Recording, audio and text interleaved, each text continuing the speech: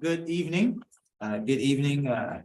Welcome to the City of Lamarque City Council Special Agenda of February 6th, 2024.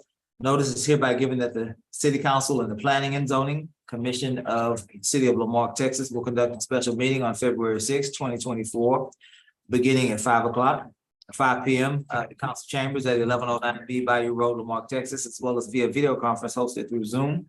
In accordance with the Texas Local Government Code, in accordance with section 551.127B of the Texas Local Government Code, the presiding officer and the quorum of the Lamarque City Council intend to be able to physically be present at 1109 B Bayou Road, Lamarque, Texas. This location will be open to the public and the meeting will be broadcast at this location on channel 16 and via YouTube. The council and the commission will meet for the purpose of considering the following agenda. The meeting has been called to order. Kiara, would you give us a roll call, please? Yes, sir. Councilmember District A. Present. Councilmember District B is not here yet. Councilmember District C. Present. Councilmember District D. Present. Mayor. Present. Let the record reflect that we have been in contact with Mayor Pro Tem Compion and he is en route as we speak. Yes, sir. Very good. Let us stand for the invocation and pledge. Wait, I got it. I'm sorry, what did I do wrong? You gotta do. Roll call for planning and zoning. Roll call for planning. Very good. Would you like to do that first? Okay. Okay. Thank you. Let's pray. Lord, we certainly acknowledge your presence in our lives and we thank you for your abundant grace. Lord, we thank you for the privilege and the responsibility of being citizens of this great country, residents of this great city. Lead and guide, Lord, this council and this planning and zoning commission to do what is in the best interest of all of our community members. Bless us, Lord, with your presence, with your wisdom, and with your love. And we ask it all in Jesus' name. Amen. Amen. I pledge allegiance to the flag of the United States of America, and to the republic for which it stands, one nation, under God, indivisible, with liberty and justice for all. Thank you all, and certainly the council would like to welcome into our chambers the Planning and Zoning Commission. And at this time, as we officially acknowledge their presence in this workshop, we would like to ask Kiara to give them a roll call as well. Yes, sir. Commissioner Molis. Commissioner Sumlin. Commissioner Cornett. Here. Commissioner Colombo. Present. Commissioner Stevenson. Present. Am I missing anyone? No? Okay. Mr. Waters? Oh, sorry, Commissioner Waters. I was like, I feel like I'm missing someone. I apologize. We do have a quorum of the Planning and Zoning Commission, so this is a joint meeting. Very good. Thank you, Kiara. We'll move now to our item 4, citizens participation limited to 3 minutes per person. Comments from the public will be heard at this time. Any person with city-related business who signed up may speak to council, limited to 3 minutes.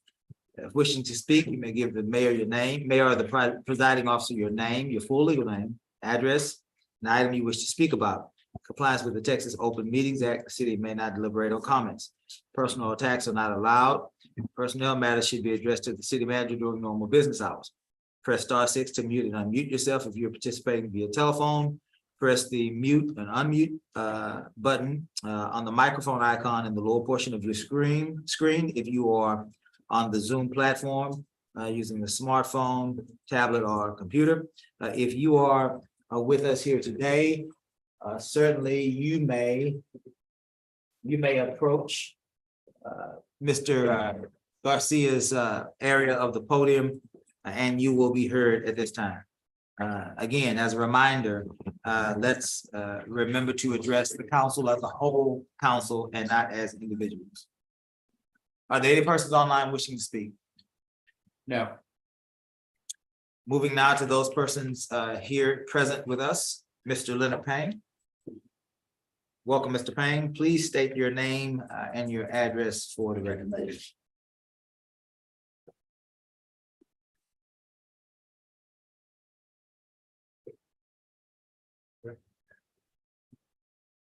My name is Leonard Payne. I live at 2728 Third Avenue in Lamarck. I'm probably the oldest citizen in this room, and I've lived at this address 65 years, my wife and I. I've lived in Lamarck since 1948. It's about 75, 76 years. Former employee with the city for 33 years. I've been retired that long, 33. But my concern is this zone, rezoning of this property behind my house. My property line and their property line touch right now. And I don't want them to change the zoning of the area. I've given some of the land I own to my grandson here recently to build a home on. Because we're trying to, well, it's been a homestead for us for 65 years. When we got married, we built the house we're in today. And that's my concern. This has been my little domain in Lamarck all my life, just about.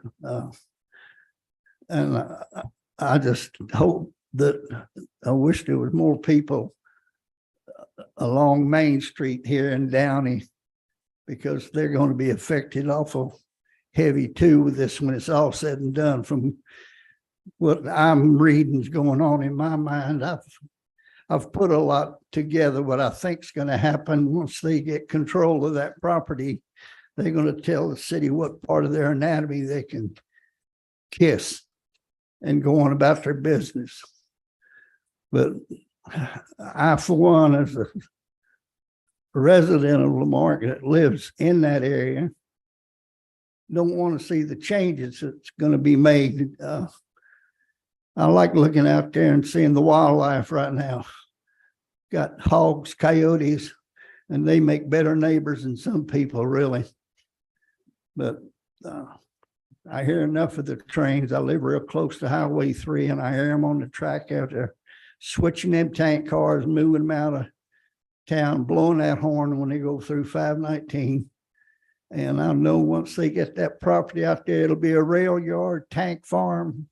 It'll be anything they want to do with it. Everything inside that floodgate levee is what they're looking for, to house all their tank cars at night and during a storm. And council and zoning board taking into consideration the people that have lived here all these years that have made Lamarck what is Lamarck, and trying to keep it Lamarck. But once they get in out there, the little southerly breeze we have all summer long, Lamarck's going to smell like an industrial plant. And then they're not going to be happy, and they're going to be moving out, and Lamarck will be a ghost town. Thank you. Thank you, Ms. Payne.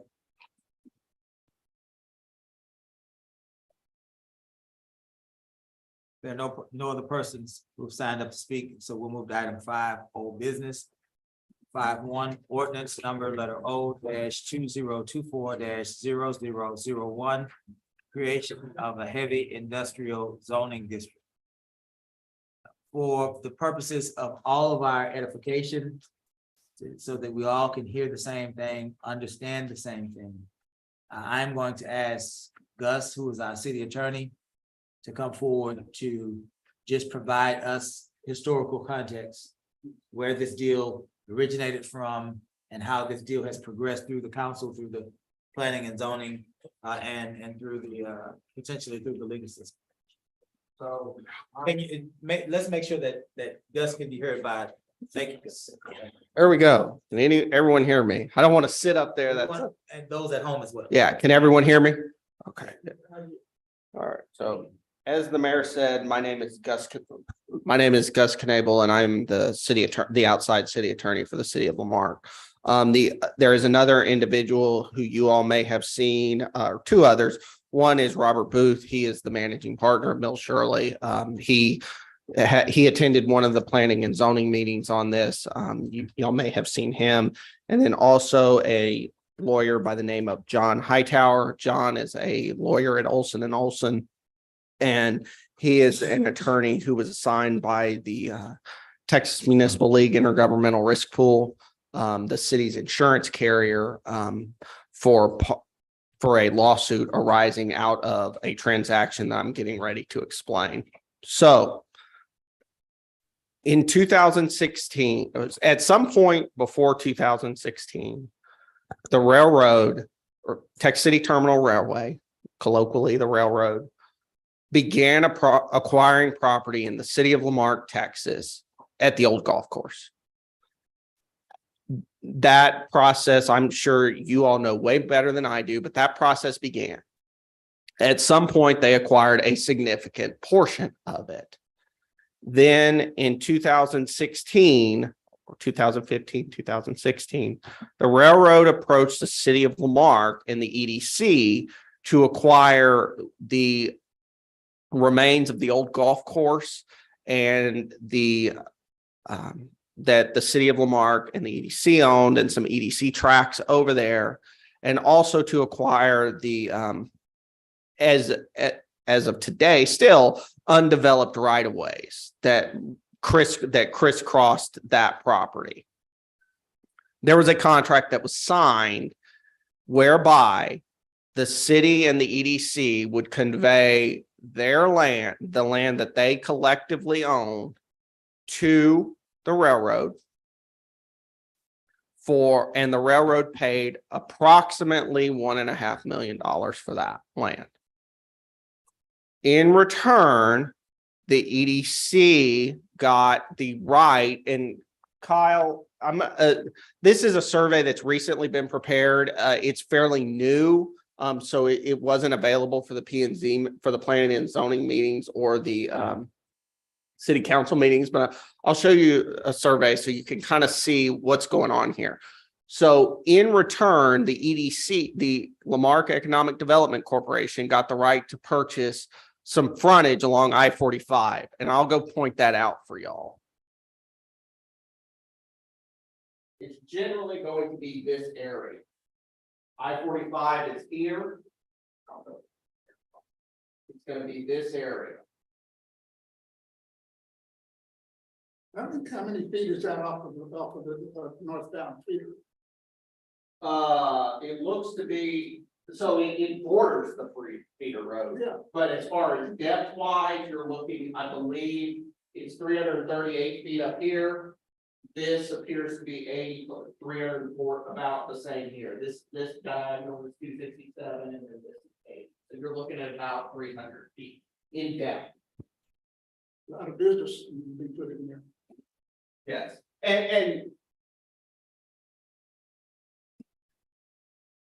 and from the EDC's perspective, that was the driving force, is the business that could go in there. That's what they were looking to do. As far as their specific plans for the area, I'm not privy to them, but as you identified, Commissioner, it is a large section of currently vacant I-45 frontage that would be under the control of the Lamarque EDC. So the EDC was going to get the right to purchase that land, and the city council would give, or the city would give to the railroad, a conditional use permit to operate a tank farm. That was the deal that was cut in 2016. There was a contract that was signed. Now, you step forward to January or February of 2017. Keep in mind that the contract was signed in December of 2016. January or February of 2017, the EDC deposits into, with Stewart Title, the earnest money to purchase that tract, that frontage tract along I-45. They deposited that money to purchase it. The railroad, and then in March, the city finally released all of its right of ways and alleys in that big overall tract. So now what we have is the EDC is wanting to purchase the frontage from the railroad. The city has released its right of ways. And then in April 2017, that's when the CUP is going to have to be issued. Because keep in mind, that was the other issue. It was the city would be giving a CUP, the railroad would be giving land and money. And then the city and the EDC were also giving land in a different area. Sure, a CUP is a conditional use permit. It is a zoning change. While it is a conditional use permit, it is something that goes to planning and zoning for recommendation, up or down, and then it comes to the city council for issuance. But it is a zoning change. We have I believe on second reading, there is a pending CUP for a battery storage facility that y'all just approved. And that will be the second one in Lamarque. There was one 6-8 months ago, I believe. Same area, actually, surrounding that substation over there at 1764 and the dog track. So when the CUP came to council, unfortunately, the terms of that CUP were not negotiated very well with the railroad. So the city council became concerned about, I think y'all have all heard me discuss the game that tank farms play, essentially. And they do the same thing with passenger cars. They put them on the rails. They go on January 1st because we all pay property taxes as of the value of our property on January 1st. Well, everyone go and you move it.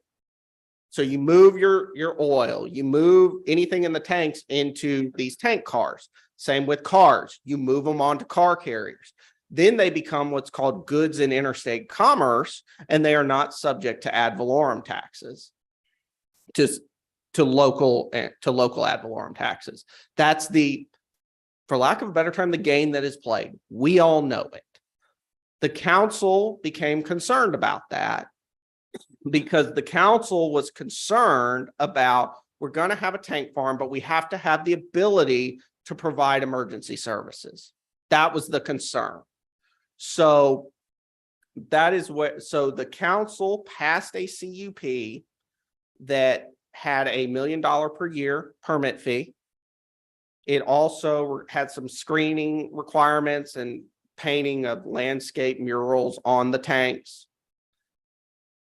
There was some restrictions on, and there were restrictions on where the tanks could be located on the property. The railroad objected to that CUP. And so in April and May of 2017, that CUP is passed by the council. The railroad objects. Council at that time directs the city attorney to negotiate with the railroad a resolution on a CUP. But, and I'm sure I don't have to tell y'all this, there was nothing pressing. So there were intermittent discussions, but nothing formal was ever presented to council. This went on for 3 years, this holding pattern. No one, because there was no fire, there was nothing. As I said, this went on for 3 years. Then in May of 2020, remember the EDC has deposited money to purchase land in 2017, January, February 2017. Well, the EDC in May of 2020 is now concerned because the sale has not closed. The railroad has said, well, we had a contract that included a CUP. We don't have a CUP. We're not going to sell you this frontage.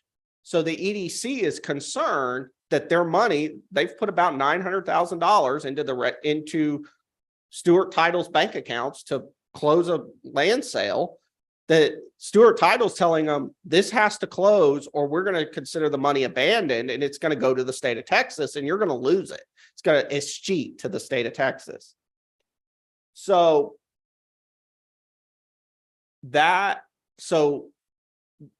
because of that, in May of 2020, the EDC sued the railroad to force the sale of that frontage tract to the EDC. When the railroad responded to that lawsuit, the railroad sued the city of Lamarque and said, we, the railroad, did not comply with the contract to sell the frontage to the EDC because that was a three-party agreement. The city had to grant us a CUP, which it has not done. So because we have not gotten the railroad have not gotten a CUP, we do not have to sell the land to the EDC. And then and as part of their response, that was their defense. But then they took it a step further and sued the city for asking for the issuance of the CUP. There are all sorts of legal issues with that agreement that I just described to y'all. And if I had a magic wand and could go back to 2016, we would, but this is the hand that we've been dealt. And so so there was a mediation to settle the case. What came out of that mediation is a settlement agreement that's been approved by the EDC. They've signed off on it. The mediation was going to be in July of 22. Yeah, July of 22. Yeah, it was April to July of 22. It was one of Caesar's first acts. He really got dropped in it, as it were. Was having to attend that with us. So as part of that settlement agreement, and is the city would agree to rezone, and can you put that back on the screen, Kyle? The city would agree to rezone some property. And specifically, it would rezone the property heavy industrial. And we'll talk some more about the heavy industrial zoning district in a minute, but can you zoom out, Kyle? So as part of the settlement agreement, what is now, and I'm not glossing over the rezone, we're going to come back to that, but I wanted to, because the settlement agreement is public, so I want everyone to understand what's happening here. As part of the settlement agreement, this frontage I talked about will be sold to the EDC. The EDC is going to buy with the money that's already in escrow. The city is getting this big truck here. This is about just under 50 acres. This is Bayou. It's an unimproved right of way. I believe it's Plum Street. That borders it to the east. So this area will be city owned, either city or EDC. And it will be owned for future development that the city and the EDC can develop, work with developers. You know, the extent of those conversations, I don't know. Probably haven't been any, but I don't know. But it will be city. It's approximately, I believe, 70 acres that will be city owned / controlled. The rest will be rezoned heavy industrial. What we're here today is just to meet about the heavy industrial zone and what it is. But as myself and my colleagues have said from day one, we don't want to run from the fact that in the very near future, a rezone of the rest of that property will be presented to planning and zoning and then ultimately to city council. As far as the adoption of this zoning district, that went to planning and zoning. Planning and Zoning Commission held a public hearing in November. At that time, it was tabled or deferred. Any action of preparation of a report was deferred till the December meeting. The December meeting was held. Myself, I was there. John Hightower was there. Representatives of the railroad were there. At that time, the there was a subsequent public hearing held, and the Planning and Zoning Commission chose to make a non-favorable recommendation to City Council regarding the creation of the heavy industrial zoning district.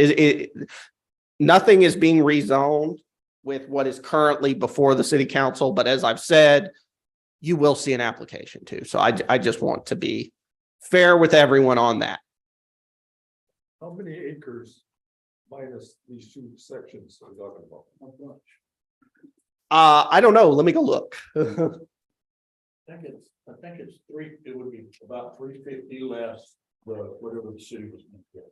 Yeah, this is about 303, this area here. This area is about 65, I believe. So. And that's the area you're looking at, so. Today, no, but yes, this area. Here, everything not this and that. Yes, that's correct. And again, I don't want to hide from the fact that that it will be asked that property be rezoned, but today is just about the adoption, and we're not taking action today, but it's just about the creation of the district, of the heavy industrial district. Yes, sir. Could I add something? Sure. In planning and zoning, we denied the I-3 proposal as it was written. Right. We made it clear that if some changes could be made to it to make it more citizen friendly, that we would be happy to look at it again. Right. So, and that's been our contention. I think that's still our contention. So, you know, don't just say that we denied the proposal. We denied the wording in the proposal as written. But would accept changes that could be. Right. Okay. For example, one of them said they're gonna build a fence. Are they gonna build a 4-foot picket fence, or are they gonna build a sound barrier is what they're gonna build, and get that passed. I'm sorry, I just wanted to clarify that we entertained the idea for a compromise on that verbiage and look at it. It was pretty much presented to us is we just want to get this rezoned, and then once it's rezoned, we'll be ready to want to, but there was no specifics ever laid out. That's correct. Yes, the specifics of offense were for the zone as a whole were not laid out, other than, yes, it has to be fenced with This before, I mean, I used to be on Board of Justice too, and you give somebody the room to do whatever they want to do, and then all of a sudden they change their mind and they want to do something else, but you've already rezoned it, and so gave permission. But then you already got permission, so then they flip it around and do something different, and they say, oh, this is the same kind of business. There were a lot of comments from the public as to what's going to actually happen. What about a lift station? What about, a lot of problems and issues that have been. Yeah. So as to the lift station, again, this is just adopting the zone, but anybody who wants to come build in the city of Lamar has to go through the standard development process. Even if you were to, and I'm not saying the council would ever do this, please don't hear that. But even if the council were to approve a rezoning, if there was not sufficient utilities, wastewater and drinking water, then the development is not permitted. So to answer that question, to better answer your wastewater question, that's a question that is absolutely addressed, and it's addressed at the permitting stage. Now, to address a follow-up question about what exactly they will do, the short answer, I don't know. But that's the point of the rezoning application. Right now, we're adopting a district. That's all we're doing. What this is a district that if somebody, and we all know the railroad will, but if anyone wants to rezone their property, they've got to come to you all P and Z and then the council and tell you what they want to do and how, and if they come to you and say, we're going to do X, Y, Z, and you want to make that a condition, that's something we can look at. But you know, that's how that process, because they have to come to you and sell what they want to do. Because,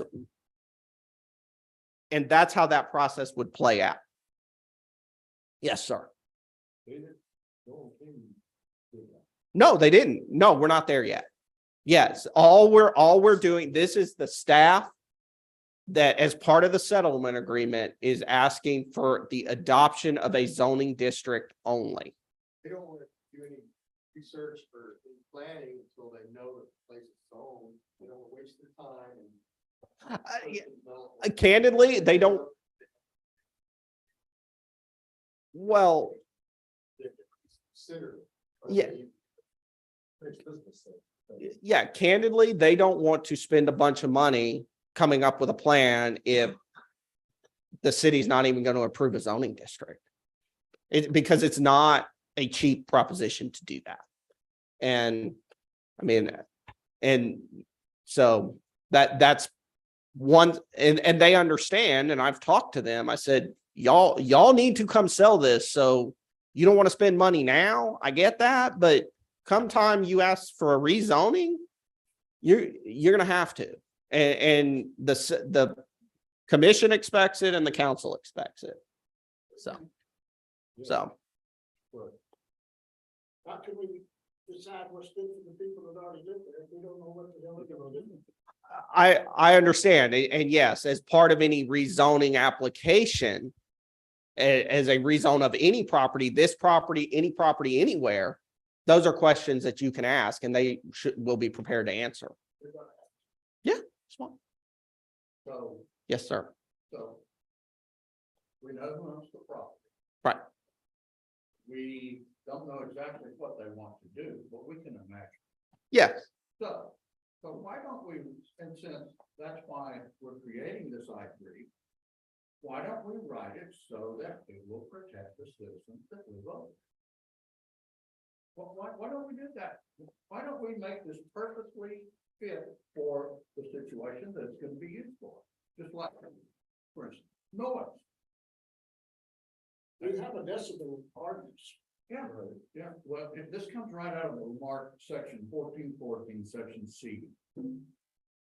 In areas zoned for commercial or light industrial use, the creation of any unreasonable loud noise which causes material distress, discomfort, or injury to persons of ordinary sensibilities. I'm not going to bore you all. This protects the businesses from being harmed by residents making too much noise. On number 2, it says noise emanating from any premises in an area zoned for commercial or industrial use is hereby deemed reasonable and permissible. Now, so you're protecting the industry at the residents' expense, right here in your own noise thing. So I've done a little research. I do that from time to time. So it's not uncommon for railroad noises to approach 120 decibels. You agree with that? Okay, so we had looked, planning and zoning had really looked real carefully at increasing the buffer zone to try to get this noise down. The research that I've done says that a distance is not going to bring it down to an acceptable level, even at 2,500. If you have 120 decibel noise, even at 2,500 feet, it's still going to be at 92 decibels, 2,500 feet away. So that's out of the question. That's not plausible. So then you take that 120 decibels, you move it to 500, which is what they're requesting. It drops it down to 106 decibels. That's still too much. So the obvious thing is we're going to have to demand a acoustic wall. That is not unreasonable, and it's not even that expensive. So I think that we should certainly since this is so important and gonna affect so many people for so long. I think if we could at least do a little engineering and research in areas like that, that I think that you would get possibly my support, possibly the residents' support, and the city could benefit.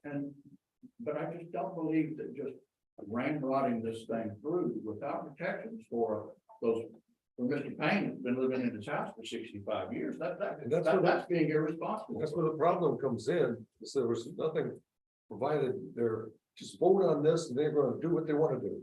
Well, that's what they're saying, even if it's rezoned, that doesn't mean that they're gonna be able to do whatever they want to do. You're talking about having an acoustic wall, that could be part of a provision of a development company. That's what we're talking about. I have, sorry to interrupt, just a question. Since you did the research, I'm sure you probably know the answer to this. What is an acceptable decibel level to have at someone's home? Just only for the sake of this conversation, Okay. roughly Well, average. that's what you and I are talking about right now, is probably about 50 decibels.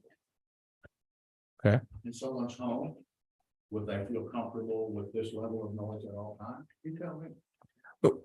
And the reason why I ask is why not say, and Gus, I don't know, I'm speaking out of turn here, but would it be possible to say in the language of this zoning request to say that since we don't know acoustic wall or whatever other contraption would exist to minimize the noise, that for them to aim to not exceed X amount of decibels at that point? Because now we're not talking about a buffer, talking about anything else. We're talking about this is the desired outcome, not to exceed X decibels. There again, there's a sustained decibel level too. I mean, you know, like a gunshot, that's a house, but then there's a constant like engine sound that's sustained. So let's That makes a difference too. let's try to do it like this. Certainly, this council, I can speak for all of us. We never intend for any of our boards or committees to feel left out or unheard. So if you felt that from our council, certainly, we apologize to you. Was not our intention. We always want to collaborate with any of our boards and commissions because Okay, thank you. because all of us are representatives of our community. And your voice, in my opinion, is as important as our voice, which both entities' voice are subject to the will of and the voice of the people. So what I'm hearing tonight is that potentially we might have an avenue forward if there are certain things that we can incorporate in this ordinance. And I agree with you. At the end of the day, we should have in this protections for whatever may come. There are certain absolutes in whatever may come that we want to see, because those are the things that will ultimately protect our community members. So I'm willing, one person, one vote, I'm willing to add those things: masonry walls, barrier walls, buffers, screenings and things of that nature. So if we all agree that that sounds like where the discussion needs to go. Any objection? No, not as long as it's in writing. Okay. And I agree, it needs to be in writing. That's what we talked about before there at our meeting was. In that case, I'll say Mr. Mayor, but after this is chief. I just want to add something. I completely agree with what you're saying. There was a number of years ago, there was a workshop that several people were sent to. I know I was sent to it. Kathleen was there as well. And that was part of the whole message. There was that economic development, planning and zoning should work hand in hand, you know, and that way there's not a big surprise like this is coming to us at this point. You know, if we'd have known the history a little better with this, we'd have had a better understanding of where this is going and why it got there. Right. Yeah, the citizens that came to our meeting, it was all like, they didn't know. Everybody's expecting the worst case. Right. And let me say this for my friend, Mr. Payne, who certainly has earned the right to comment and to represent the community in which he's from in our great city. Whatever happens tonight, there will still have to be a process, even if an ordinance is passed, there will still have to be a process and a day that whatever development is planned will have to go before those members of that community. And those members of that community will have an opportunity to access counsel, right? To express their agreement or disagreement with that potential project. Absolutely. And I want to echo the mayor's comments. I apologize that the original CUP and plan was not brought to you all in 2017. I apologize for that. You know, we're trying to rectify that now. And also, as the mayor said, this is not slated for action by the council tonight. This was a chance, or is a chance, for the council and the P&Z to meet and talk, the citizens meet and talk, and then it would be considered at the February 12th meeting. You know, and that was the intention for this meeting. As to the noise issues, there is a noise. You are correct. There is a noise ordinance that they're going to be subject to. There are the specific ones dealing with commercial and light industrial use. There are also the general ones that speak to loud noises that are plainly audible at a distance of 50 feet or more. And then finally, there's this issue that I think that we are confronted with today. And I think the city was trying to grapple with 6-8 years ago, is the ability and the fact that the railroad has access to the Federal Railroad Commission, and their rules, laws, and regulations preempt state and local laws. And so we're trying to come up with a solution that does not result in we're going to do whatever we want. We're trying to come up with something whereby everybody can benefit, or that there will be benefits for both sides. So that because if we don't do it and they don't do it, then the federal government, there's got to be a railroad switchyard there, one way or another. That's what you're saying. if they decide they want a railroad switchyard there, they could go to the federal government, and the federal government would give them permission. Yes. We're ready. So what he's trying to do is make it more palatable for the people who live there. And then maybe they don't have to go to that. That and I'm trying to give the citizens as a whole something, or I believe that what the thought is that this, definitely with the 50 acres, but then the EDC frontage as well, is that would be a commercial development that would benefit every citizen. So instead of having to go to Hitchcock or Texas City or Dickinson for Chipotle raising, although y'all are getting a Chipotle raising, but instead of having to go there, you could go to Lamarque, and those jobs would be here, those sales tax dollars would be here. And again, realize that there is a settlement agreement in place and so I am discussing the benefits that would come to the city, but ultimately the sales job for to rezone this property is the railroads. They, as every other landowner, when council comes and, well, what are you going to do? How are you going to provide? Y'all have asked, council's asked, how are we going to protect the citizen? You know, one of the things that's come up a lot is fire protection. That's where this idea of the $1 million a year permit CUP came from. Well, as part of the development process, just as has happened with the battery storage facilities, the owner of the property meets, and not to put words in people's mouths here, but the owner of the property meets with the local fire department and provides training and that sort of thing. So just, I want to make sure everyone's clear. Just because we adopt a zone doesn't mean we adopt the zone and we're done with it, and they're done with us. Like, whether you adopt the zone or not, as you said, they're still going to own land in your city.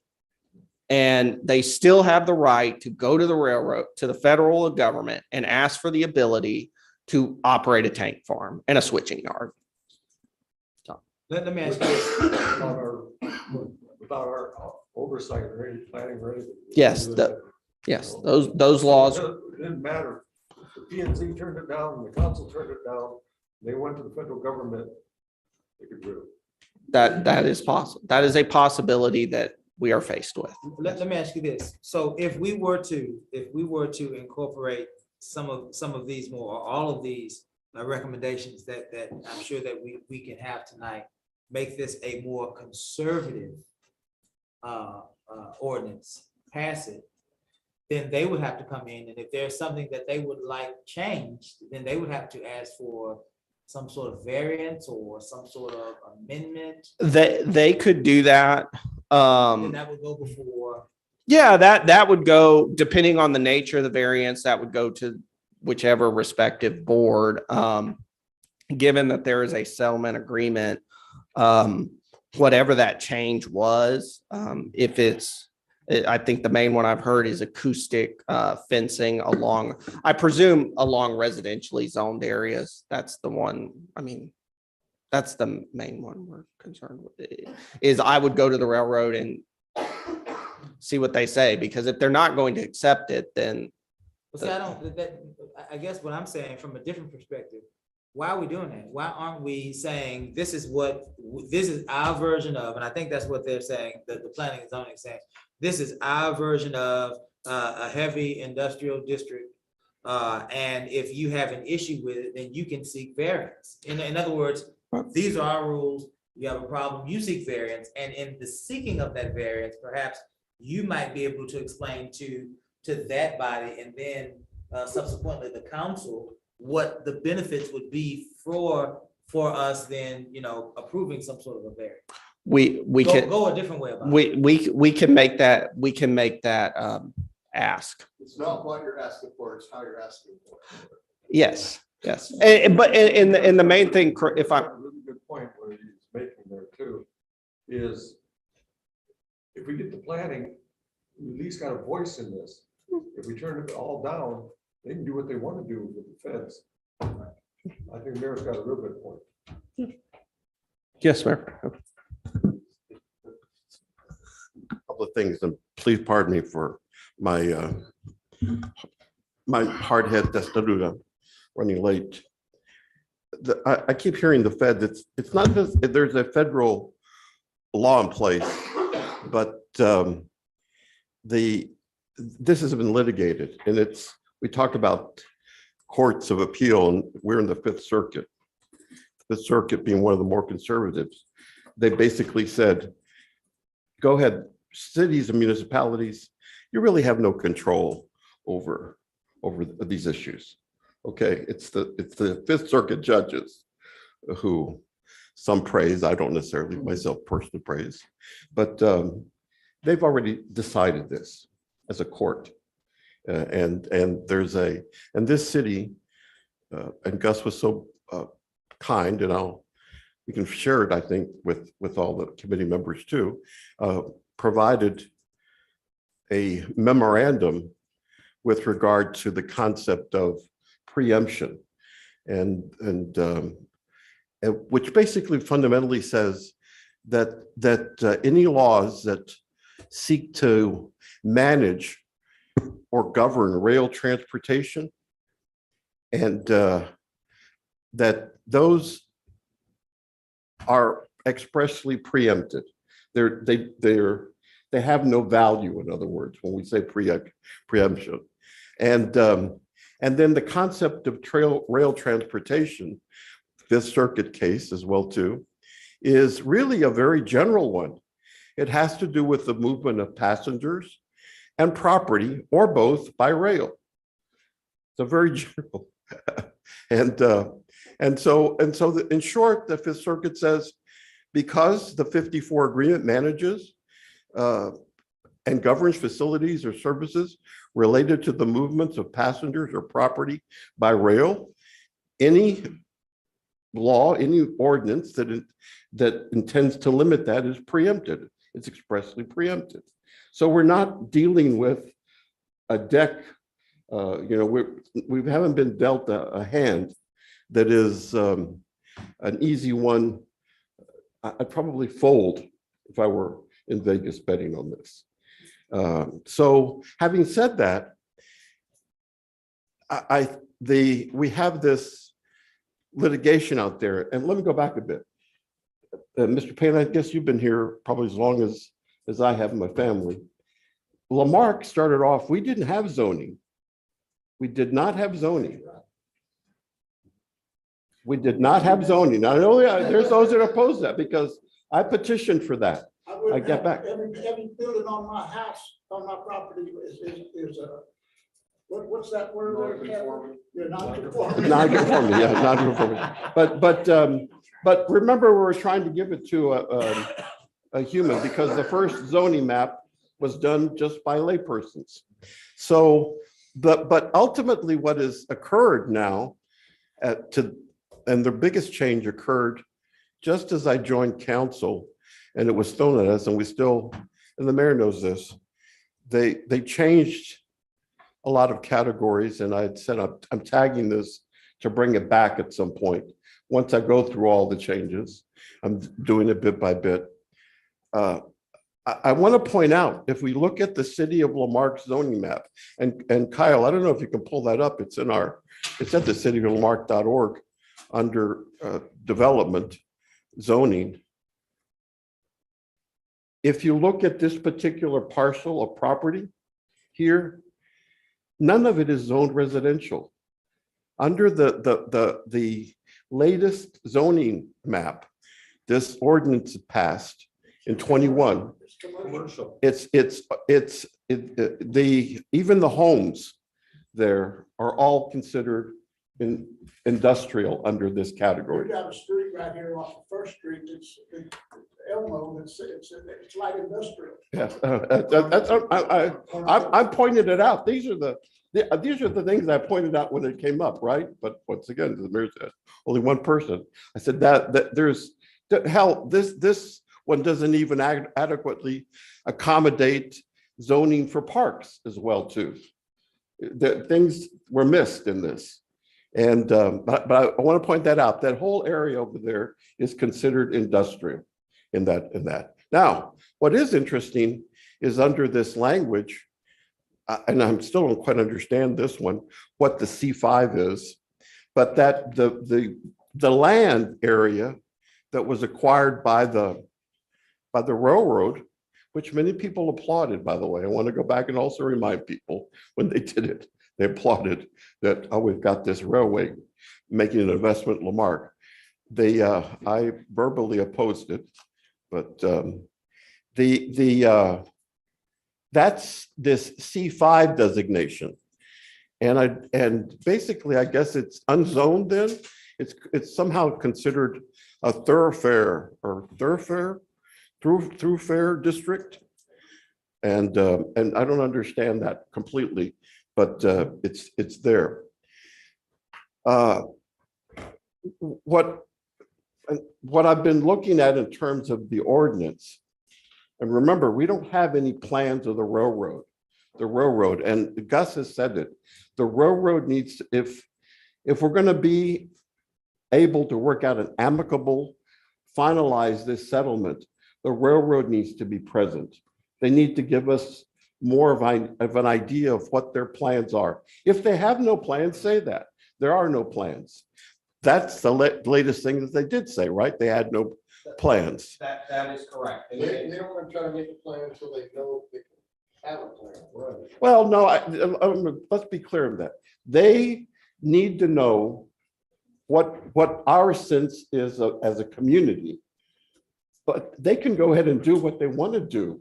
Right. They can do what they want to do, folks. That's all I was going to say. So, but they're willing to collaborate with us. I think that's what we're saying. And part of this collaboration here is, I think that this ordinance, Gus, and I heard some of the comments earlier, is too detailed. It really permits a lot of things that go beyond what our zoning ordinance It's states. ambiguous, that's what- But what our zoning ordinance states is if you look at it, it's already basically industrial. The definition is already in there. That, it looks like the railroad drafted that ordinance. The new one on the ordinance over here, it's far more aggressive. I'm gonna put it that way. It's far more aggressive in terms of an ordinance. And I'd like to see, and I was trying to put down some verbiage, a bit more, a little bit more cut and paste here. Let's take the language of what we have already as a zoning ordinance and utilize that language as opposed to basically just giving away the whole store at this point under this zoning ordinance. Totally agree. And then the second thing I'm going to suggest is that, and I said it the first, when you guys came up last time, I really think that we just need to consider this only for this particular project. I am still concerned that passage of a heavy industrial designation in general, it will open the door in other parts of the city, especially when I see other parts of the city out toward Walmart and past the Sam's that also have this same C5 designation as well too. So that's the other, anything we do, I think has to be limited here. And the last thing, Gus, that I'm wondering, can't this be also passed as a conditional use, a conditional use? Because therefore, that permits us to make changes down the road or kind of like what we've done with these I've opposed them, the lithium, but those are conditional use permits that we're approving there. And that was the other point I was approve it on a conditional basis But see, somehow. that would be good for the people in the market, because they could, if we have a agreement or that could power our city for 2 to 3 days. No, sir, let's get that clear. That is not for, we talked about that. That's not for the citizens of Lamarck. We're a little off topic. Yeah. Kiara's waving at us, so let's get. Neither one Let of them. me ask you this, Gus. Mayor Pro Tem has just shared with us that ultimately the railroad has the authority to proceed.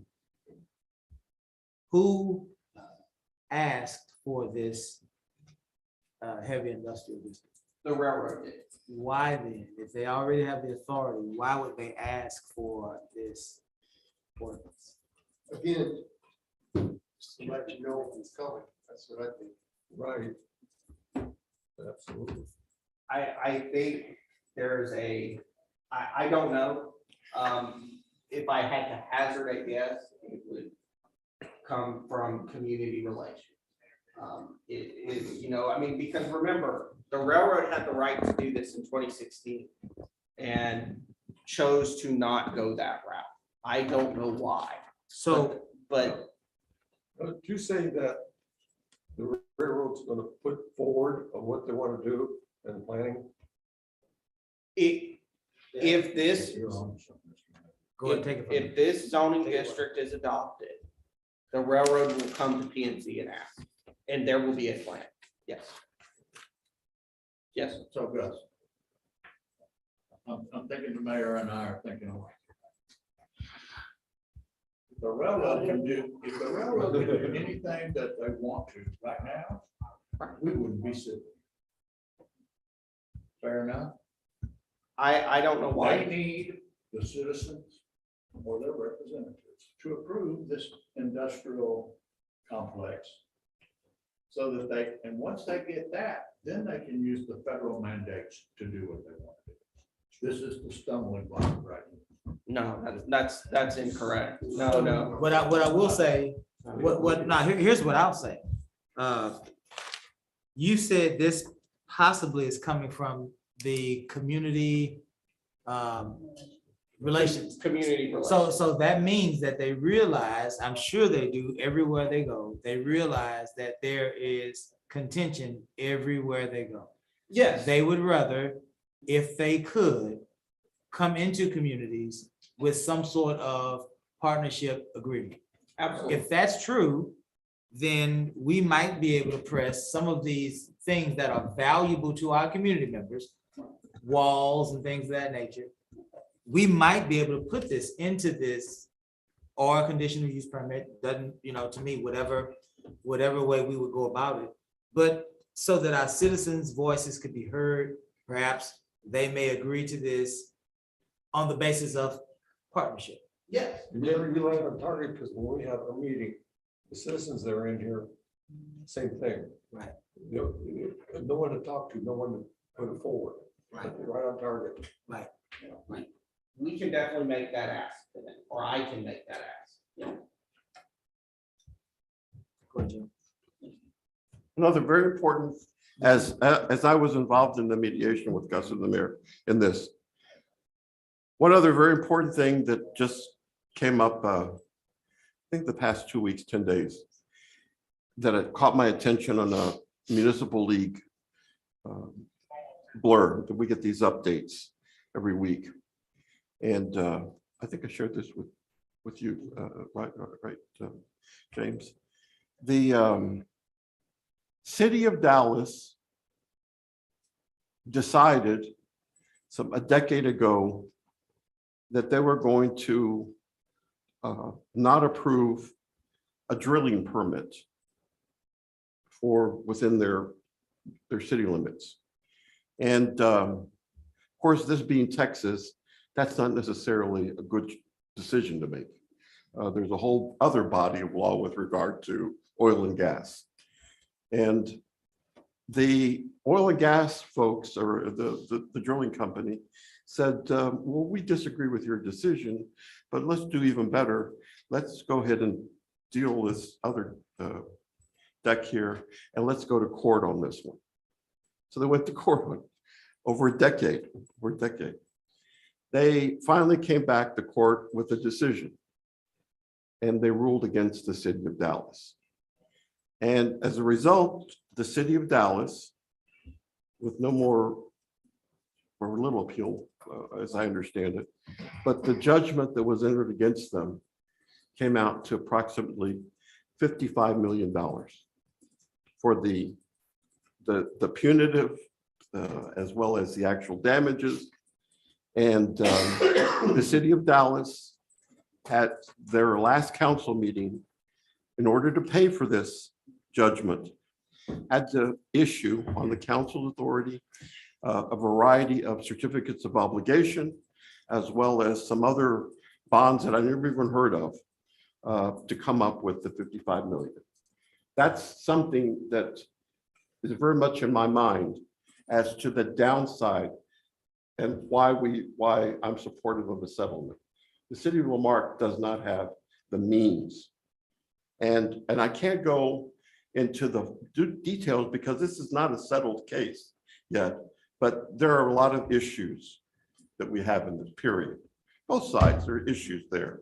And so unfortunately, that's not something that we can discuss, but I can discuss a little of it. Okay. If the case, if the parties were set, if the court said both sides messed up, we're just gonna undo the deal.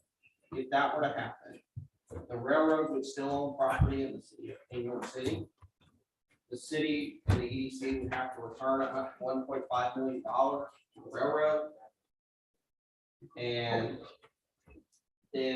the city would have a bunch of unconnected rights of unimproved rights of way and lots. That is, as the mayor pro tem has said, that is the situation that is the situation we are in. So, and I apologize, I don't have the ordinance directly in front of me, but from my understanding is there went through all the lawsuits, there's still a chunk of land in the middle of that is the city. That will Because become the city. Oh, No, that is the city's because the contract hasn't been fulfilled, so the EDC can get the other property and we can get the side property. So there's a chunk in the middle. No, the city had two obligations. The lawsuit, the position of the railroad is that the city had two obligations. Sell us the land, which the city did, and give us a CUP. The city never gave them the CUP. Okay. So now, in the ordinance, we do talk about noise levels. And it specifically says that it doesn't say that we have to have, but if they can't have too much noise coming out to the citizens. That's part of the 500-foot buffer, and then whatever else they need to do to mitigate the noise coming out. So we can set a decibel level on what the minimum noise can be, but if you've been around heavy, just machinery that is whirring for hours at a time, it doesn't matter what that noise is. So, but it's also dependent because we would like to get some solar panel farms in. And that is directly with this heavy industrial. We would like to put some solar to try to help actually power some of our own grid around this area. So do we want them, they're not gonna put off the same one. Do we require them to have an acoustic barrier? That's why we have a noise portion in the ordinance, so that we can tell the railroad, you need to have a sound barrier wall. We have an odor portion inside the ordinance. That way, if they're doing something, we can create a fine for them for the odor that comes across, because it says nothing that they can't spill odor into the city. And then we can have them create something where they have to monitor the air in that area that is going into residents. So it's already there. We can make it tougher, but we want to make it so tough that we can't get another manufacturing or another industrial complex that wants to come in and bring good paying, decent wage jobs to the city of Lamar. I can say I will approach them about the acoustic wall. I don't know what they will say. I will say that one of my concerns initially was, and is this idea of overspray. And that's why in this ordinance, you see stuff about that has to be conducted in closed structures, because out of the city of Houston tried to tell some of the shipyards what they could and could not do. Or I'm sorry, the sandblasting company, what they could and could not do. And those shipyards banded together, sued the city of Houston because they had a TCQ permit. The Supreme Court of Texas said, there's a TCQ permit, city of Houston, you're in the wrong here. So that's why we've tried to approach this with the zoning, to try to confine that stuff. And confine the things that the citizens are concerned about, justifiably so, to the property itself. And since the EDC has designs on development of the frontage. I mean, they've signed off on the settlement, but that they have a vested interest as well in that frontage being a producing area of the city. Gus, did you draft this ordinance? I don't recall if I drafted it and sent it to the railroad for comment, or the railroad sent it to me and I marked it up. But yes, as part of the settlement, there was a ordinance that would be drafted, because what the railroad wants is, with any settlement, the railroad wants to be done. They want to know what their rights are. The city wants to be done. They will be a landowner, but the railroad is in this litigation because they came to the city for a zoning request or for a CUP. The railroad does not want to settle the case, but still have to come back for another zoning change. That's why the zoning change is part of the settlement agreement. Yeah. And I draft myself, John Hightower, and the railroad went back and forth on it for a while. Is there any way we could have some kind of media to find out what the major concerns of the citizens are there and work that with the railroad. That's what we need to do. I would say that that's the reason for the public hearings that you'll have. Right, I think that'll all come once they come with a plan on what they want to do with the property. We can, That's what I mean, right up front. Right. What are they going to do with it? right now, they don't want to tell us what they're gonna do, because they don't know what we're gonna allow. So once we know, they know what they can do, they have an opportunity to come to y'all with a developmental plan to planning and development with the developmental plan. And then we can say, because of this, we require a 14-foot acoustic barrier between you and any residence that is on the edge of your 500-foot buffer zone. So they're not even gonna see what's going on. That's exactly my point. And that, I mean, as a VFW member, I don't wanna walk outside of my home and look to see what's going on over there. I would rather have a 14-foot wall. Yes. And please allow me to get somebody to come out and put a mural on it, please. I'll get it done. And that's basically what we're talking about is So, but getting that out to the public and because there's a lot of upset people about this. Oh, yeah. I know I can't talk from the floor. We're gonna that barrier. I'm serious, that barrier is not gonna do a damn bit of good. I live by those tracks right now, and all night long, my house vibrates from the trains backing up and starting off. The Penningtons live close over here. They hear the same thing. I know they do. They're gonna do what they want to do. Y'all just wasting your time. As far as I'm concerned, I don't like to see what's going down, but throw me out if you want to. You're gonna damn sure hear me. I think that I got it right.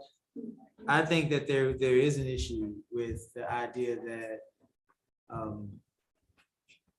the railroad sent us an ordinance to. There were a lot of revisions that went back. I can promise you what they sent us, we fought them off. So why then, and maybe we aren't, but I hear a continual press for several things that the planning and zoning is wanting to be added to this ordinance, but then I hear this other conversation about, yeah, but we can get to that when they come to us with what they want to do. If that's one side of the argument, you add the other side, which is the railroad just basically handed us an ordinance that we had to amend. It just doesn't seem fair. Why didn't it start the other way, right? Why didn't we start with an ordinance that would have protected our community members from a conservative perspective, give it to them, and then they start to try to work from that perspective. We're past that, so you can speak to that, but my point tonight is this: we should be adding as much as we possibly can of their concerns to this ordinance. That's it.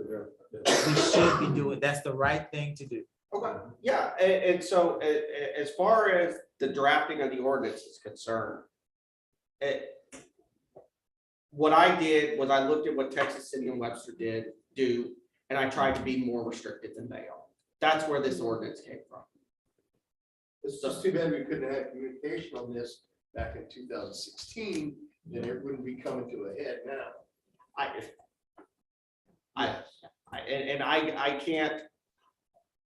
can only try to fix the things going forward. And as to the concerns that you all have, I can definitely make it. It depends on what the question is, I guess. If it's a question about just acoustic walls in general, that's probably more appropriate. I'll ask them, now. But if it's a question about the development specific, because what the railroad, and again, the railroad's not here, but what we tried to do with this ordinance is say, this is what can be here. And the reason it's specific is because we wanted the citizens to have some certainty. We didn't want to go the route of heavy industrial air quotes. Because heavy industrial air quotes, if it's a use that's not fit in, then it goes to Board of Adjustments, which council has no authority But over. Gus, here's where the miss is. Right. You have done your due diligence and we thank you as a community to protect us. Your ordinance appears to be, according to what you're saying, tougher than Texas City and even Webster. Sounds like what you're saying. But where we missed it at was we didn't get what the citizens wanted to be added to that ordinance. And that's, we're missing each other. You're saying, I assure you, it's the toughest ordinance in the world. And the citizens are saying, or the community members are saying, but we wanted to have more of, so again, and you're saying, Gus, when they're saying we want some of these things in the ordinance, you're saying, I will go back and ask the railroad, right? Right. Instead of, why can't the council pass whatever we want to pass and then send that back to the railroad? I think that's kind of where we're missing this. Yeah, the council is free to do that. Would that mess up this? It Right, might, right. it might, yeah, that. What you're saying, Mayor, is what we heard in our meeting. Exactly. Right, right. I know we talked about the acoustic wall before, and it's Casey brought it up. And I remember we were talking about the smells and all of that. And if I remember, I thought they told us no. So that's what I was like sitting here going, but I remember that conversation. But if we're saying the citizens have spoken, and this is what, it's a non-negotiable, then maybe, we put it. There is a way that I can, whatever the citizens decide, the citizens and the council decide, I will do. And so, yes, yeah, exactly, exactly. And so if we pass an ordinance that incorporates more protections, and we send it to them, and you say to them, these changes come directly from our community members. They're willing to accommodate this development. But you get what I'm saying? I do, yes, yes.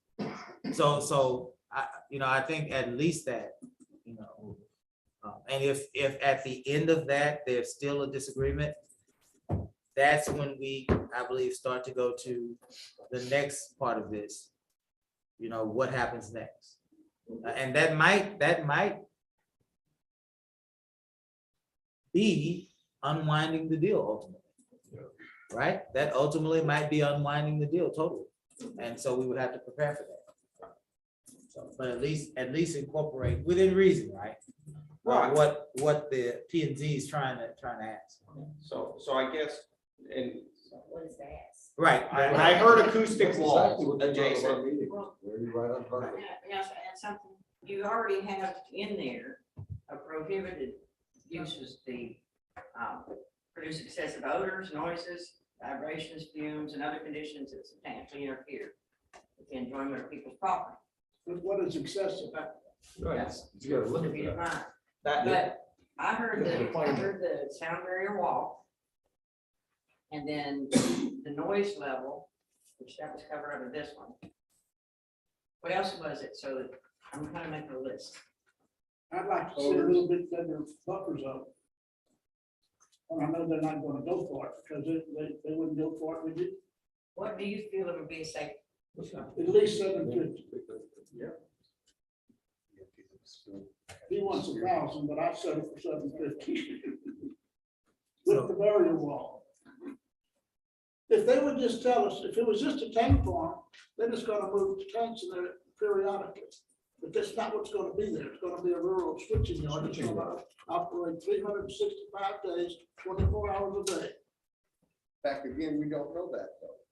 So Yeah, give us I a know plan. it, I know it, Give because us a I know proposed. it. They're not gonna tell you what they're So- gonna do, so you can't fight what you don't know. Well, That's all. and something just so the adoption of this zone, I understand there's a settlement agreement, and I don't want to run from that, but if you adopt this zone, you are not binding yourself to rezone any property. They have a sell job to you. Anyone does. If that gets passed, and within a week, they're gonna apply for that. Yes, they will. Yes, no, they 100%. And I want to be upfront with you, but I also want to be upfront with you. Some of the questions you're asking, it is on them as it is on every single developer to answer. And that's, and again, I'm not trying to advocate for them. I'm not. But what they have told me is this: if the zone will not pass, why would we spend money? Because it will be a lot of money to put together a plan. I think we said that about 45 minutes ago. So again, Gus, if the zone will not pass, why would they spend money? Right. So sounds like the P and Z, sounds like they're saying to us, if we can come up with some more protections, at least to add this to this ordinance, and then put the ball back into their court to see what their response is. That ordinance ought to at least be 2 or 3 pages, Right, just one page. right on target. It's, Yep, that's what came into our meeting. If it's specific to, like Mayor Pro Tem suggested, if it's specific to this particular settlement, this particular company, this particular property, then let's tailor it to that. If that will fit better. if what the council would want to do is to restrict where where a heavy industrial zoning district will go. I mean, you can't, it could be done in such a way that it must border a state highway and an interstate highway. This borders State Highway 146 and I-45, State Highway 3, sorry. That way, it would really just apply to this tract of land. I'm not sure if there is another right of way, another piece of property that both borders an interstate highway, so I-45 and another state highway, other than, I guess, the Marque side, but that's a whole other issue. But it would be restricted, so you don't have to worry about it further north. Because again, it would be, the tract would have to, so unless somebody's gonna buy up half the city, you know. So that, again, I have a question. Go ahead. Mayor. Could you show us again, one more time, Kyle, if this gets settled, could you show us what would the city get? One more time on that. Yes, I can show that. Just so we can kind of review to let you know, this is a settlement, but there's something we get as well. Yes, so this, this is the EDC tract, this And area. that's in between what street? I just want to make it. This is I-45 due Right. south. It is adjacent to I-45. That's off the feeder road. Right, going, like, if I'm going to Galveston, it'd be on my right, or on my left? If you're going to Gal, it's gonna be on the west, or on the east side. East side of 45, so going, it'll be on your left. Okay. It'll be on the left, I'm going to Galveston. Correct, opposite of Omega. All right, so tell me, real quick, just to make it simple and plain, what major streets is it in between? So people can Sure, get so this is Bayou, right here, Bayou Road. And then, yeah, up here is Walnut, and then this is gonna be undeveloped right away. Hey, Gus, hold on a second. We're gonna give you that version instead. Okay, yeah, Is that's, that easier? yeah. Yeah, so again, bear with me here, but about here where the development stops, like this is Laser Marine here, this is Bayou. But about here, down to about here. And that's what they're on. That's EDC. That would go to the E That EDC. would be, okay. We're gonna get that triangle piece from Bayou. To Plum Right. and then down to the front. And that's the section right there, you know, the EDCs. Yes, the frontage. So that's what we'll receive. So, Yes, the EDC gets the frontage, the city gets approximately 50 acres as, to sell it to the EDC, but, you know, basically, the city would get approximately 70 acres of land along the I-45 corridor for development. thank you. And again, the city triangle is not directly adjacent, but there would be access from Plum and then through the EDC tract and access from Bayou. And in this settlement, is it still those conditions that we had spoken of before that we had presented them? Like with the $1 million a year? No, No, no, ma'am. no, No, ma'am. no, no, no. That originally was based on, talking with former Mayor Hoffman, that was a 7-tank farm. Okay. Yeah, there was a tax abatement as part of the original agreement too, which that tax abatement was not, should have, but yeah. So that, there is no tax abatement, but that was the other issue. So as part of the settlement, we're tasked with this, some sort of a district or a conditional use permit. District. Members of the Planning and Zoning Committee, are we willing to add to this ordinance? We can't do anything tonight, but certainly express those things that we'd like to add to the ordinance. Gus can prepare it, and then council can act on it Monday. This is the second reading, So, right? as So that far as, changes things. it will, so as far as Monday is concerned, yes, sir. Okay, y'all talking as council and you're also talking as planning and zoning. I'd like to talk as a citizen. Yes, sir. Okay. Name and address for the record. Alan Homage, 2609 Meadow Lane. I've looked over this ordinance that you guys have. And one of the things I noticed that on off premise, it sets up a barbed wire fence.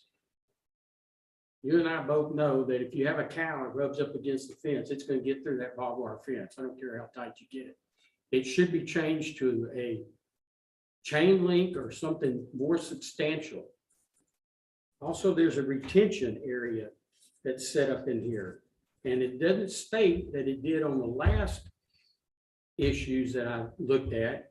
And it stated on that it was a 6-foot retention, 6-foot clay depth retention pond.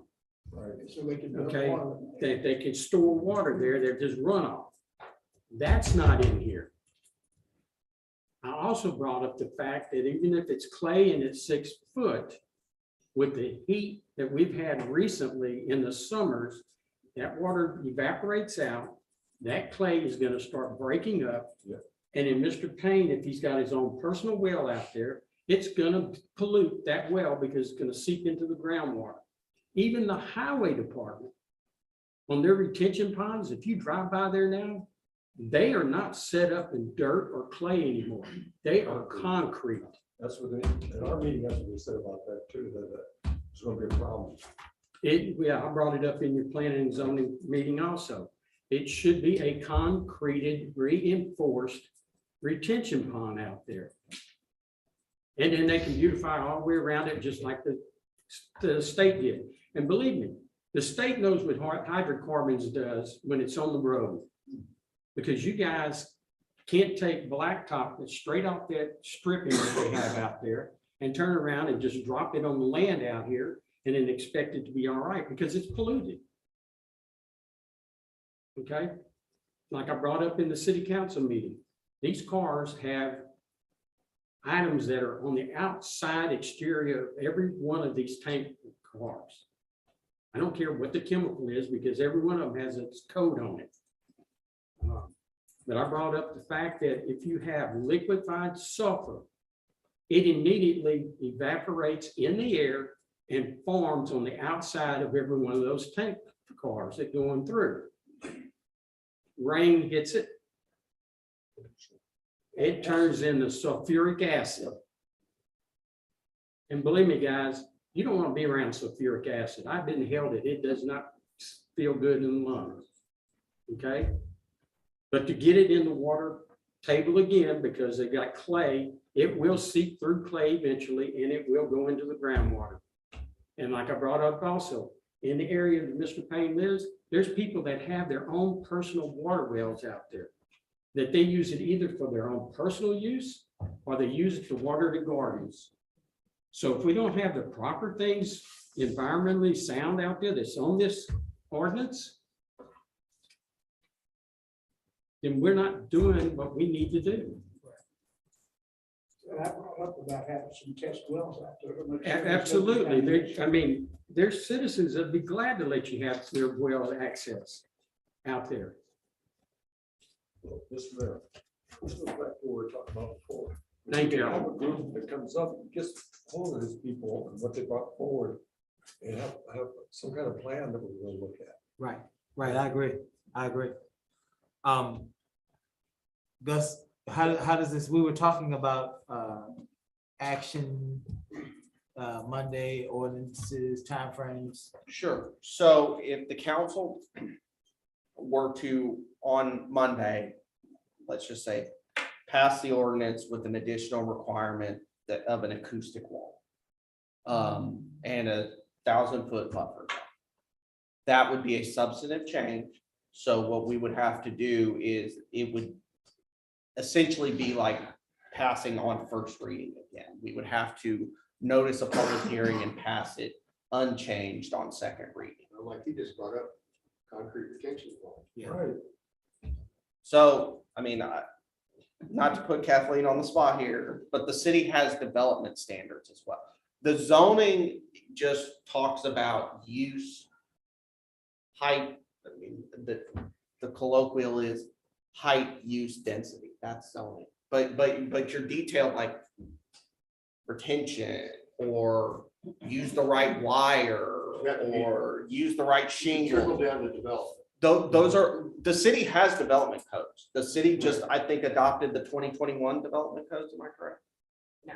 Okay. Um, The city we has have design development codes criteria, where all of that will be handled. And the clay barriers you're speaking of stuff, that comes into the development process. And we don't speak to that in an ordinance, but it does speak to it in a development design criteria manual, or if, when they submit their plans, then the city civil engineer goes through them and approves them. So that's not part of this ordinance, but that happens. Right. And then just like it goes from there, the civil one goes to the building, it goes to everything. Every single thing has gone through with the fine tooth. Rezoning is merely a stepping stone. If it sees that the city, if they don't feel that the clay is suitable, then they can require the concrete base in the Who is that? retention or detention. Who would they be? Our city engineer, civil engineer.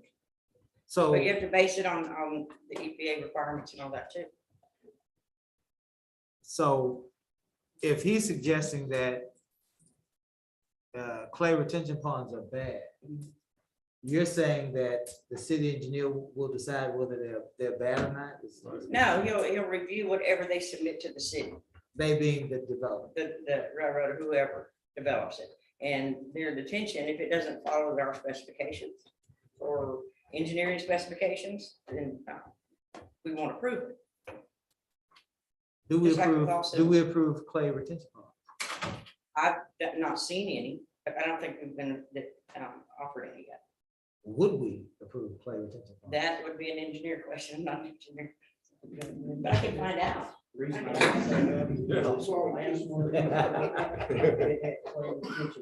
Over there off of Main Street. Outfit that won't build a concrete house is proposing a soil retention.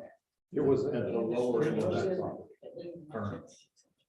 And consulting engineer said that they had signed off on that design, you know, in an idea or whatever. So it appears that soil retention ponds are acceptable. That's a residential. Soil, That's Yes. residential. Well, residential, but I mean.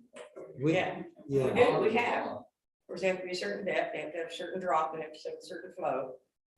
And which is engineering, and I'm not an engineer and I can't speak for them. I don't play one on TV either, but I've not seen where anyone's approached us with a clay based on retention or retention. But I can certainly find out and get that answer. Well, you know, But it would be based on that process, it's not in this ordinance. It would be on the civil plans that they submit. Development plans. Right. you see, there's two ponds out there too. You don't want to get those. I used to fish at them. Well, they go, he's gonna be fishing out there.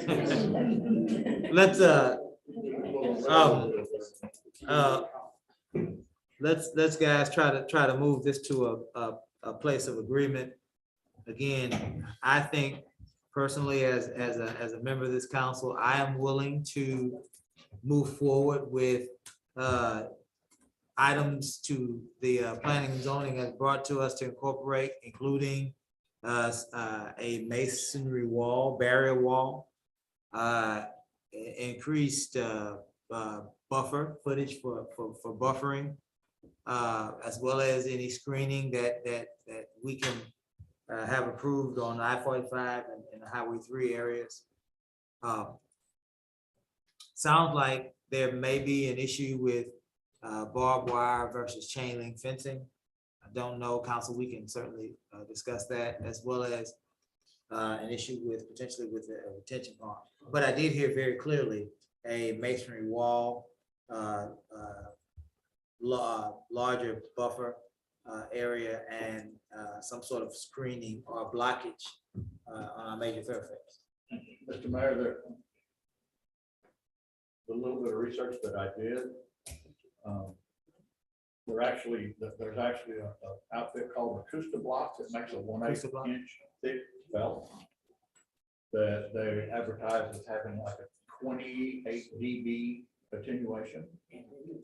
So, and I actually used that to make some calculations, and the 2 layers of that on a 14-foot wall would bring at a 500, even at a 500-foot buffer, it would bring attenuation levels down to about 50 decibels inside a home. And 50 would, you know, I think that would be acceptable enough as opposed to a greater number. So it doesn't, it's not going to require a mason fence. It's just going to have to, a 14-foot chain link fence with 2 layers of this stuff. They say it would cut out 56 dBs of noise, and it would bring, you know, at 500 foot, it would bring up 120 decibel noise. At 500 foot without anything, it would be 106. With some of this stuff on there, it would bring it down to 50. So a masonry wall is going to be cost prohibitive. I can tell you right now. If we're willing to compromise with something more cost Something effective, that's effective, but But the only thing that can be put forward is that we want this amount of decibels, and then that can be. let them developed. figure it out. Right.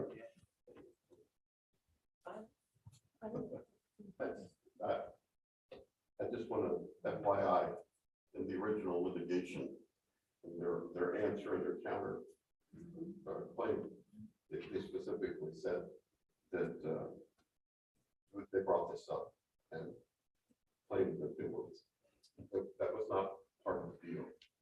The wall. The wall, That's what I thought. that specifically said, no. Bring that up.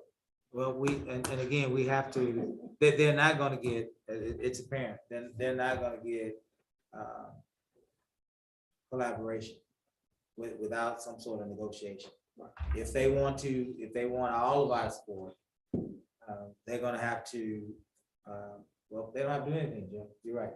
But if they want our support, without having to go through a longer, more drawn out process, which is going to cost them a whole lot of money.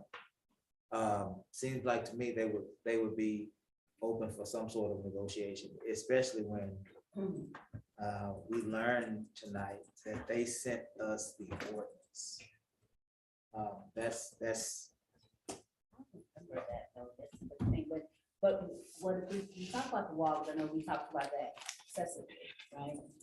About trying to at least have that wall along the, where the residents are, you know, like certain parts of 545 is like that, where certain development is, you know, if you have a wall, so maybe you go back and say that. Yeah, so there is a requirement in there right now that it must be fenced and the outside of the buffer zone has to be fenced and has to be landscaped. I'm not gonna say what you said. It's in there now. Sound.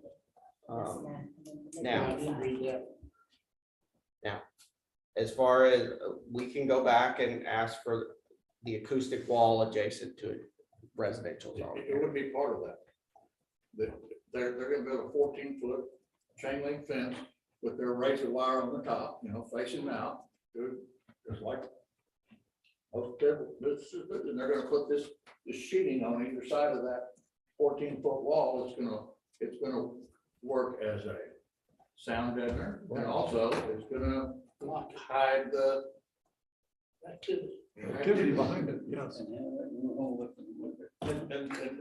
it's, they're only gonna have to do this either for a residence or a business where that sounds sensible. They're not gonna have to do it down 45. Highway 3 or whatever. Depends on what kind of businesses that they're EDC gets put in. Let me be clear, the EDC supports the rezone and the application and in the ordinance as it sits today. They support it as it's written. Yeah, Of course they do. they signed off on the settlement agreement. How do you do that? Well, Gus, I think we have to at least try. Yeah, absolutely. And just so I'm clear, the acoustic walls adjacent to residential zoning, a larger buffer zone of at least 750 feet adjacent to residential zoning.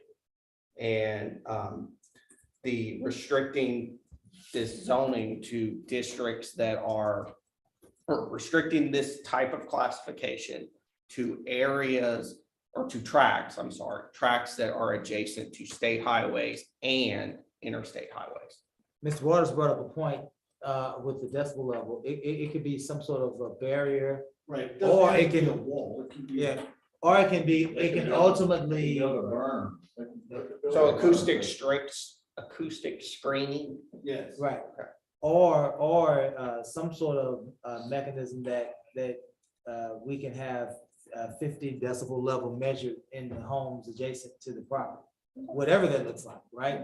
You know, so that we can then give them even more flexibility, so that we can share with them. The issue is noise. If you have a better solution than what we're proposing in this ordinance, certainly you can provide it. What else, guys?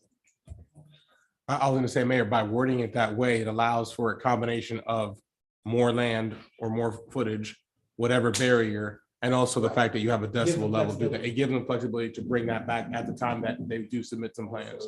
Right. You can also use landscaping to help mitigate the noise. Yes. We just want to be able to go in someone's home and register 50 decibels, whatever that looks like for you guys. See what's like.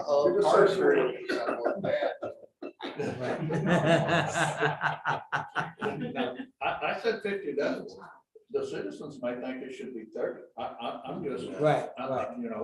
Right. I think that- A train horn is 110 decibels. Right, yes, yes. Yes, sir.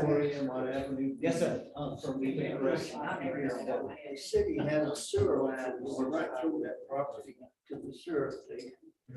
What was the sewer plant? They call a lift station now. What access is the city of Lamar gonna have to that sewer? Draining all these homes, mine and Lee Addition. What access?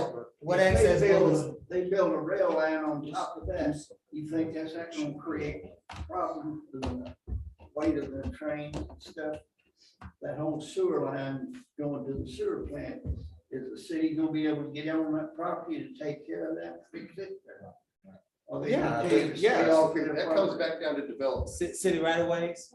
The City city, infrastructure? the city has the police power to go on and fix its infrastructure. Yes, that is not, yes. And so, yes, that will be, and as part of the plan review, we review for any development, not that, just this one, for any development, Public Works, plan reviewers and engineers look at to make sure people are not building over our stuff.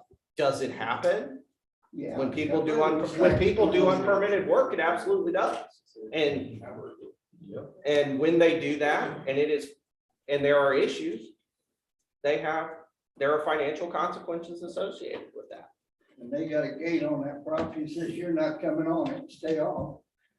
They got federal backing, and he just said, we got police power and bull. That federal overrides us, and you know We will be able to repair our sewer lines. it. At least- If y'all plan on passing this Monday, can we at least read it before we pass it? Yes. Yeah, it will be online, in the agenda packet. Okay. I hope that we got all of the changes, reflected so that we can move forward. Doesn't guarantee, let's say this work that we're doing tonight does not, and I'm speaking for me, does not guarantee that I would vote either way on this. I think it was necessary for us to get together to meet so that we can build something. It was worth it. Right. So that, we will have this on the agenda Monday. But you do have to understand, with what we had, there was no way we could go for it, because there was no protection. We weren't doing it to be mean. Oh, no. We just didn't have the information we need, and we didn't. I'm an ex-cop, I dig. Well, the It thing gets is, worse. thing is too, we're both sides, we're listening to each other and things are getting out now. Right. So we know. Right.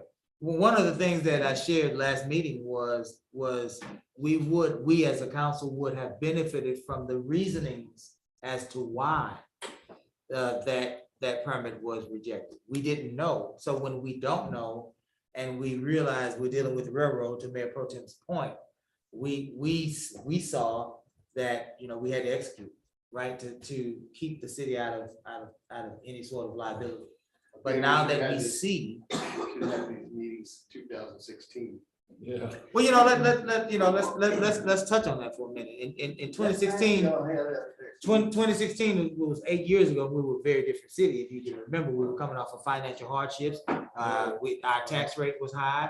We didn't have any way of taking care of It doesn't ourselves. or cost providing anything to resources. talk. Right, but the thing is, in 2016, it was a very different environment. And we did sit down and talk. We did have those meetings. Now, we didn't have a joint planning and zoning, but we met with many of our constituents. And we met with many members of the planning and zoning back then to try to, yes, we did. Well, let me speak for myself. I met with my member as a District 8 representative. I met with my member, couple of my colleagues reported that they met with their members. That's one of the reasons why we tried to protect ourselves by making sure that we had public safety. We needed firefighters, we needed police officers, right? So, but here we are, 8 years later, with a chance to do I'm not something trying to better. beat a dead horse. We need to move ahead. All right, I'm glad you said that. I'm glad you But said at least we're moving forward. that. Right. To coin a phrase, Mr. Mayor, we do our due diligence. Right. So let me ask you this, Mayor Bill, when it comes to the settlement, what if they don't agree? Then what happens to that? Maybe that one backs, what if they don't agree? If they don't agree, then the settlement goes away and the lawsuit continues. Yeah, go ahead, James. And we will provide a vigorous defense. Can we at least take what we plan on changing and can you contact them and say, these are the proposed changes? Can we get your heartburn off of them before the council votes on them on Monday? Because I would hate for us to vote on something and then come back and just explode. Right, and it's not what you wanted, right? Right, let's just at least, that way we can start narrowing down what we have to. I will speak to them tomorrow. I believe that the acoustic, at a minimum, the acoustic barrier will help out a lot. They will take something and say, yes, we will put an acoustic barrier here, not just a fence with razor wire on top. When you say help out, do you mean help with the sentiments and feelings of the residents? Yes. Okay. It will at least start to, that way people don't feel like they're just getting bulldozed And into. what we went through tonight is primarily what we heard from citizens in our meeting. Right. Right.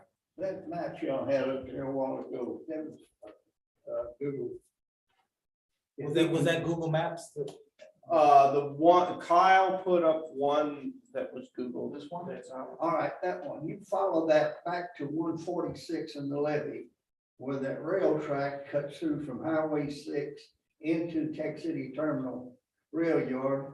Off of that one track, if you'll go and Google toward the refineries, you'll see 30 sets of rail come off of that one track. Well, that's exactly what's gonna go in behind the floodgates between the levee and 519. I promise you, That's what they will have 30 sets of rail in there. They put all them tank cars that they got over there now inside that levee. Yeah, those are deadheads. Now, they can tell you all they want to do. There'll be some tanks out there, of course, but it'll look like a model train yard if you Google it. I'll Google it on my phone and try to pull it in, and I can count 30 rail tracks going down 519 to your right into that plant. And that's exactly what we're gonna have right behind my house, and all of Main Street down to Bio Road, I promise you. Let me ask you this, Go Gus. from Highway 3 to Lake Road. Let me ask you this. If we undid the deal, the city would be responsible for $1 million. Million. Million. Some amount, yes. Okay, so let's take that out of the equation. Let's just deal with unwinding the deal. The deal is unwound right now. What then does that look like for us as it relates to leverage? Well, the railroad is still a landowner in your city. They still own a large portion, really to the east. They do now. Right, but they did not get all of the land they own from the city and the No, they're EDC. trying to get mine right now. They've offered to buy me out right now. Already, they want me, Well, that's you know. a separate I don't issue. think they really want you. He said that, not me. I didn't say that. I think you're a treasure. I did say that. Quiet, I know that. But if the deal were to be unwound, the land that the city sold them and the EDC sold them would go back to the city and the EDC, and the railroad would still own what they owned before, which is land over there. Would it be enough land to establish this huge switching yard that? I don't know. Would it be enough for them to? I don't know the answer to that. I They don't know. already own the property. Right. The other thing that's not been discussed here is if that goes in, a lot of their property taxes all the way from Lake Road to on either side of 519 is gonna drop down to zilch. You're gonna lose a lot of money, whether you pay the $1.5 million or you lose the revenue from the homes. Well, yeah, what the appraisal district will do, we don't. Yeah, we don't. Who's gonna buy a house with that 24%? And that was a big comment that we had from people that came in our meeting too, is our value of our homes go around nothing. Mine went sky high, I know that with the appraisal district. Can we look at, maybe not tonight, but can we look at a map of what they would own outside of this deal? How much property they would still own? Well, ladies and gentlemen, I think that what it looks like tonight is that we are moving forward with a new ordinance on the agenda. There are several changes, more changes than what a second reading would take. And we, ordinance, we see where. When it's drafted, where can we see it? Well, it's gonna be posted online when we post the agenda for our meeting. Yeah, you're gonna see in the market and agendas. Please read it, look through it, So I'm gonna read it. see if I'll read those, it to if those changes that we all agreed on tonight are in the ordinance. That would be the first step. Council would then have to consider that ordinance. If council passes that ordinance, again, public hearing, second reading, and that that's one part of it. The other part of it would be the railroad would have to agree to that. If they don't, then we're back to some sort of discussion, negotiation on the ordinance. See what I wanted, and now y'all are doing what I want. I wanted y'all to override us, because that way you'll be subject to the voters. Well, we didn't override anything, right? We're here tonight. We're here tonight incorporating your ideas. That's all right.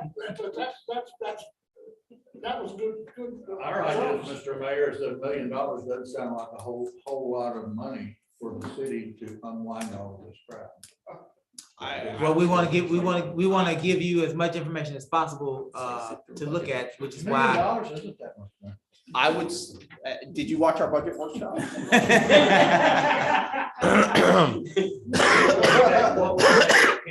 Meeting over. Final thoughts, ladies and gentlemen. Again, before we go, Penny on the tax rate wouldn't cover that? Not No, even sir. close. Not even close. What about EDC? They're in on this too. well, Let's slow down downtown improvements and buy our health back. That was the deal, but for Ronnie Crowder, he's donated a lot of money to this city. well, we are where we are. The hypothetical question about the EDC, whether or not they have funding, that's a question that we certainly can have answered sooner rather than later. If they have the money to be able to support, if we choose to back out the deal, we're not there yet. We may have to go a different route. We don't know. Sometimes decisions like that can help you bargain in better faith. and That's strength. true. Right. So we'll figure all those things out. As I was saying before, we'll have a map with Caesar, with what the railroad owns outside of our property, so that we can clearly see that. And we will proceed on Monday with this discussion and hopefully with a new ordinance. Any more comments? I'll make a motion to adjourn. Hearing none, we will entertain a motion to adjourn. There is no item for executive session, so Ms. Yancey made the motion to adjourn. Is there a second? All in favor? Aye. We stand adjourned. Thank you all. Thank you, Mayor. Yes, sir.